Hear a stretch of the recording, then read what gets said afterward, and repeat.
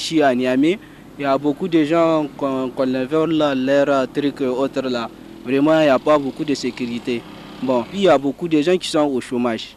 Alors, si l'État peut faire un appui pour ces gens-là, pour qu'ils puissent avoir, même si c'est des vigiles et autres, renforcer ça avec, pour que les gens de la ville de Niamey puissent avoir une sécurité énorme. Le problème, c'est le chômage la plupart, quoi. Parce que si les gens ont du travail à faire, n'arrivent pas cette occasion de faire partir voler quelque chose, les biens des autres. Et en même temps, c'est triste et malheureux de voir que dans la capitale, en plein centre-ville, il y a des agressions de ce genre. On attaque les motards et souvent au prix de leur vie pour pouvoir prendre leur moto. C'est très grave tout ce qui se passe à Niamey. Cela suscite beaucoup d'inquiétudes parce qu'aujourd'hui, même chez toi, tu n'es plus en sécurité. Donc l'État doit agir et protéger les citoyens, quel qu'en soit là où ils sont et à n'importe quelle heure. Avec ces fadas, les fadas qui sont là, les jeunes qui passent tout leur temps à prendre du thé, qui n'ont même pas de quoi faire le petit déjeuner et qui n'ont pas d'ambition, c'est-à-dire que l'insécurité, la délinquance ne pourra que se faire prévaloir. Je m'adresse plus précisément à la police, parce que quand vous voyez, les citoyens sont méfiants face aux policiers qui ont la charge de les prendre en sécurité. On doit avoir une police de proximité. Cette police-là va aller vers les citoyens pour les faire comprendre que cette police-là, elle est là pour les citoyens.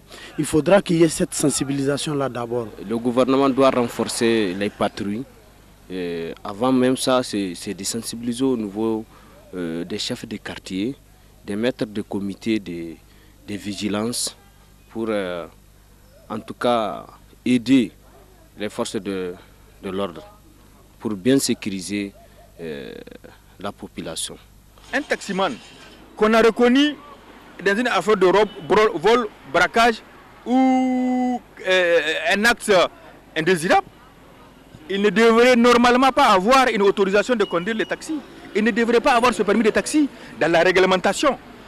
Mais maintenant, tu vas voir quelqu'un, vous allez le voir en prison pour vol, pour viol, pour ceci, cela. Il sort de prison, demain, tu le vois dans les taxis, il travaille. Il a son permis de taxi régulièrement fait. Et ça, c'est dangereux. Et sur le permis de taxi, on a écrit que c'est par délégation du ministre lui-même délégué, il délègue le délégué délègue le bureau. Donc ça veut dire que quand on te donne une autorisation de conduire un taxi à Niamey, ça veut dire que c'est le gouvernement qui est d'accord, qui a confié la population, cette population au taximan qui estime être de bonne moralité. Le travail de contrôle, c'est quoi?